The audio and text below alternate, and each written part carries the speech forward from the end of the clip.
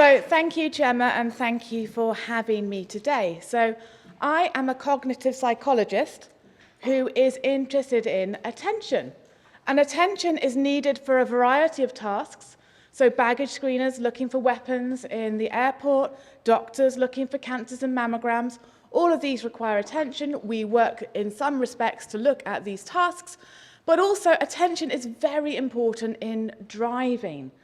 Now, a lot of you will know that technology is advancing. So there's been lots of news in the media about machine learning and AI, and our cars are getting smarter. We're putting more and more technology in our vehicles. However, we as humans have a limit of what we can pay attention to. Even though technology is advancing at a rapid rate, our brains and our cognitive systems still have a limit of what we can attend to. So why is that important? So as Gemma and Helen have already mentioned, a large proportion of accidents are occurring because of humans. It's not our cars, it's not our vehicles that are collapsing or engine failure, it's humans. We as drivers are making mistakes, we're making errors, and that leads to a large proportion of accidents.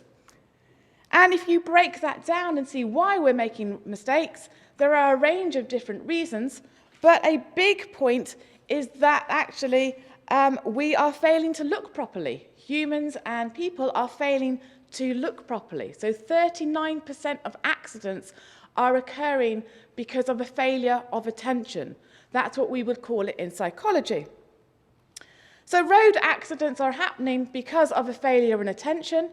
We are unable to see things properly, attend to things properly when we're driving, and that is leading to problems. So what I'm going to talk today is a little bit more about how some of those problems, and in particular mobile phones, because mobile phones affect our attention. They suck our attention away from other tasks, and they exacerbate the problems of why we're having problems in cars.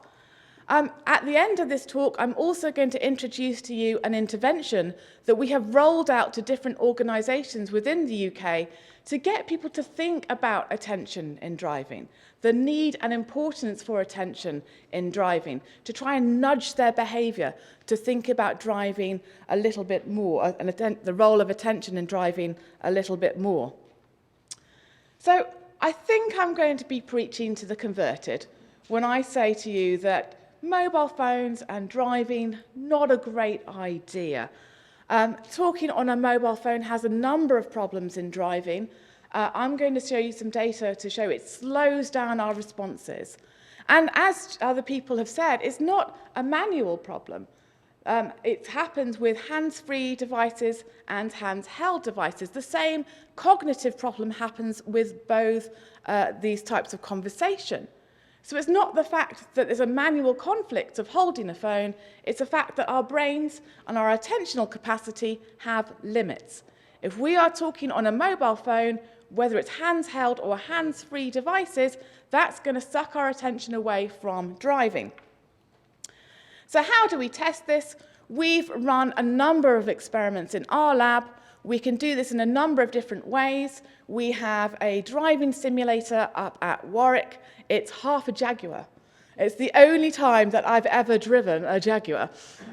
We can do that. We get our participants to come into the lab. We put them in the driving simulator, and we test how well they respond under various levels of distraction.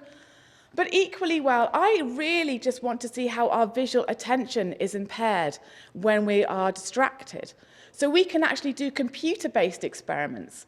And a lot of the experiments I will show you today are based on computer-based experiments. We have a range of these in psychology which test and can investigate different areas of attention. So we get people into a lab and we see how well they do when they are distracted. One of these tasks is what we call the multiple object tracking task, and it's a brilliant task to look at how well you can pay attention over time. So it tests your sustained attention. So we can get people into the lab, we sit them down for an hour, and we give them tasks like this, where we give them 8 discs on a screen, and we say, I want you to look at 4 of them. So we highlight a subset of items in a different color, so we'll call these targets, It's normally about 4 items, and we say, people, just pay attention to those. See where they're going. See if you can keep track of those. They will then turn back to their original colour, and all the discs will start moving around the screen. So the only way you can see which ones you're supposed to be tracking is by paying sustained attention to them. At the end of each display, we will flash up one of them and say, was that one of the targets you were originally asked to track? So it's a brilliant paradigm within psychology to measure sustained attention. So we've stripped away all the other aspects of driving. Driving contains multiple behaviours, multiple tasks, so steering, using the clutch, checking your mirrors. All we were really interested in, does it actually affect your ability for your brain to pay attention? So we gave people this task either while they were having a hands-free mobile phone conversation or they were having no conversation at all. So this is our results. We are plotting reaction times here, so the higher the bar chart, the longer you take, the slower you are at responding. And we compared people when they were having a conversation, again hands-free, to when they weren't. And just in this simple task, this computer task, people are showing big impairments. They're much slower when they're having a conversation. We've also examined error rates, people making twice as many mistakes in this type of display. So people are really impaired at talking on a mobile phone, and their visual attention is impaired. So from this work and other work, we really do know that mobile phone conversations cause big distractions. And in fact, a lot of people in society are beginning to realise this as well.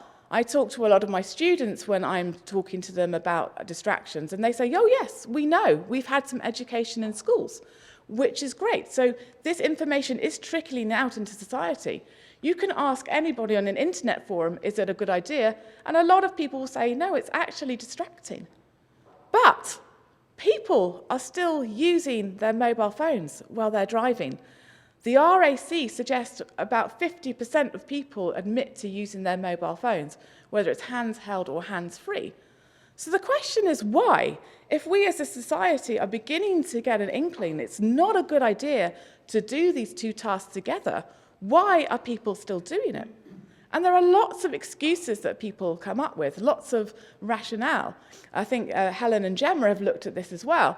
But we all wanted to see, well, are these actually excuses? Are they okay? Do they stand up? Or are they just myths? And so we looked at some to try and do some myth busting to see if the reasons people are giving us are actually okay. So a lot of people have spoken to me and said that, well, actually, only difficult conversations are going to affect my attention. So I might be talking to a loved one or a friend or a spouse, having a really nice, easy conversation, and that's okay to do in a car. But I won't be having a job interview. I won't be having a heated discussion with my boss because that's a difficult conversation, requires lots of thought, deep thinking. I'm not going to do that in the car. So we thought, well, is there any truth to this? Does the difficulty of the conversation actually affect our responses? So we gave people that sustained attention task where they're tracking discs over a screen, and we gave them either an easy conversation or a difficult conversation. And the results show that in both of these tasks, your response times are impaired. You're much, much slower at responding. So the difficult task we gave required people to do some philosophical thinking, some really deep thinking, required deep thought. The easy task was, what's your name? Where do you live? Very, very easy conversations, but they both have an impact. And you can see in comparison to the no conversation condition, response times are much, much slower. So the idea that only difficult conversations affect our attention is actually false. We can call that fake news. Other people say, well, it really does depend on the driving situation.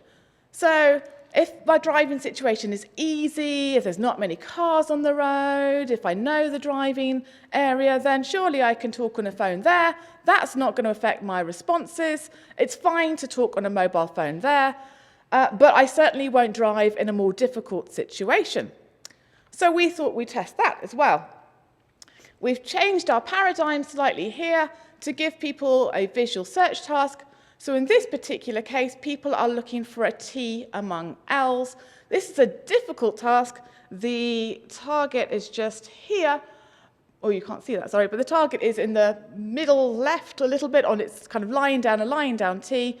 And it's quite a difficult task because the distractors and the target are very similar. And we know from years in psychology that this is a good task to look at attention difficulty.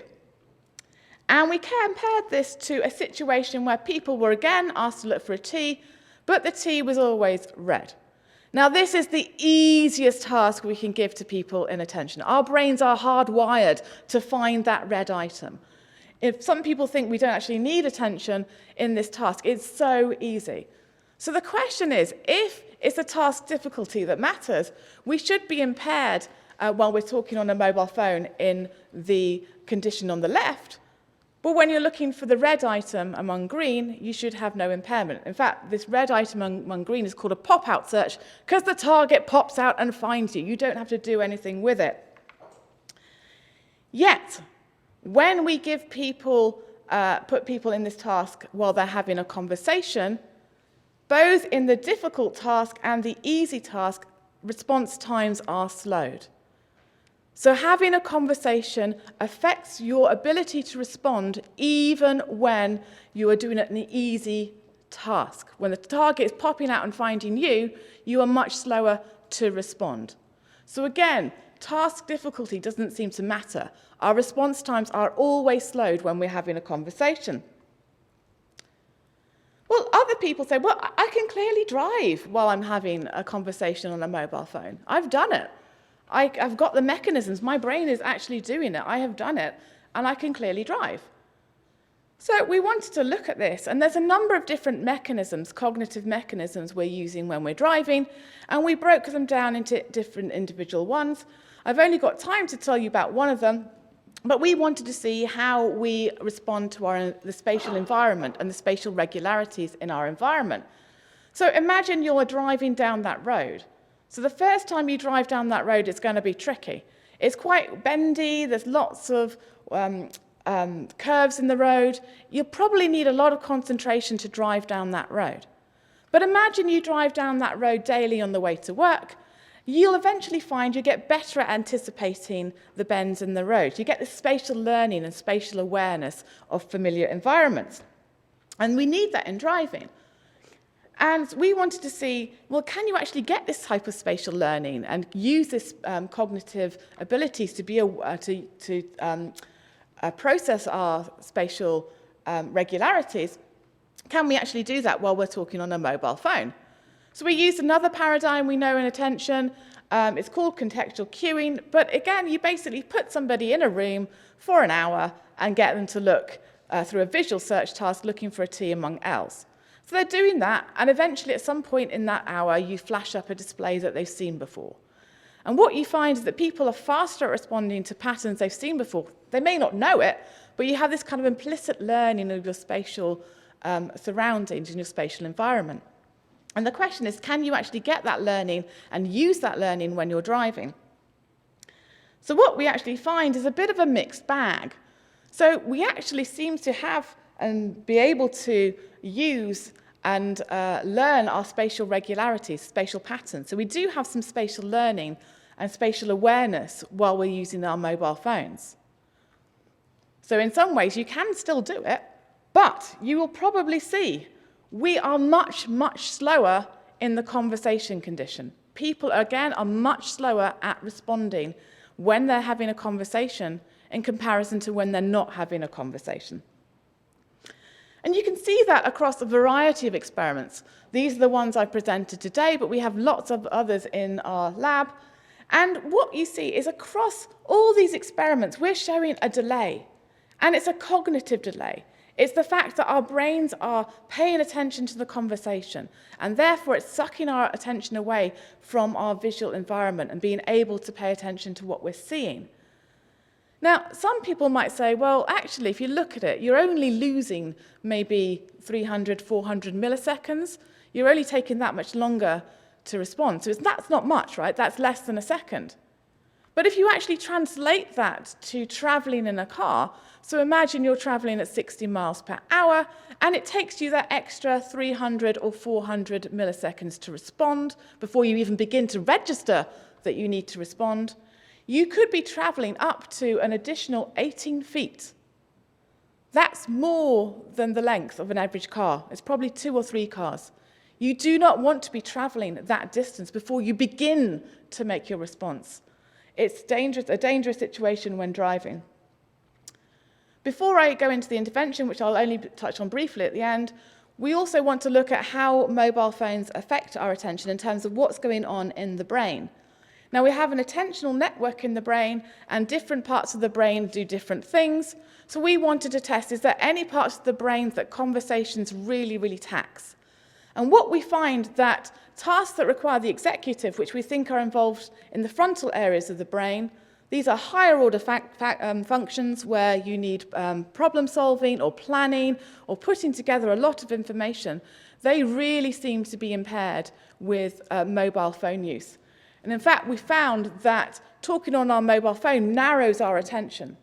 So imagine when you're driving, not only do you need to look out the front of the car, you will want to look out to the right of the car for pedestrians or cyclists. You want to look in lanes to the left to make sure cars are not coming into your lane. So you need to pay attention to the whole of your environment.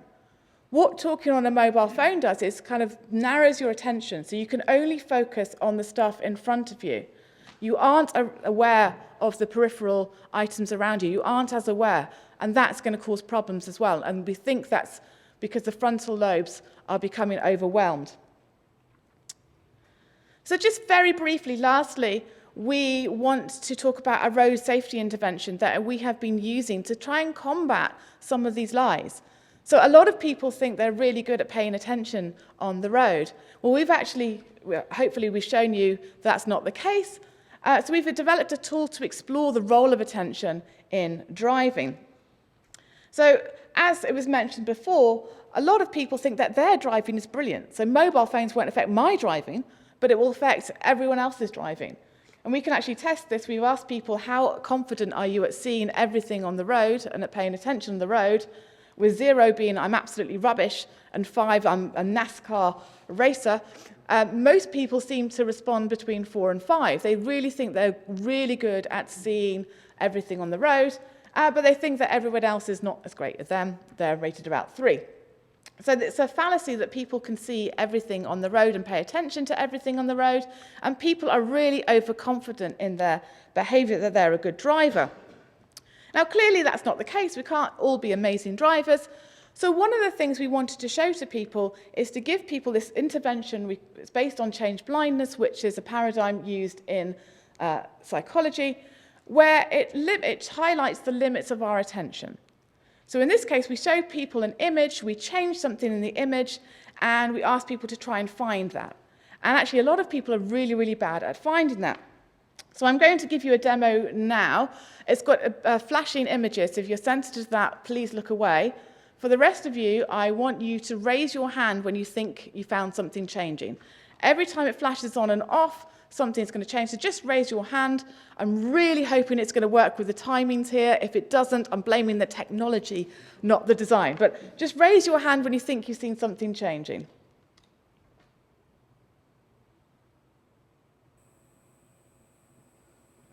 Okay, a few people might have seen something change, but actually a lot of people, like you, find it really difficult to see the change. Now, what was actually changing is the central lines were reappearing and disappearing every time it flashed. Now, that's not a small change. That's right in the center of the screen, and it takes up quite a lot of the screen. So it's a great way of getting people to think that actually I can't pay attention as much. My brain is fooling me, and I think I'm paying attention and can see things really well, but actually I don't see things as well.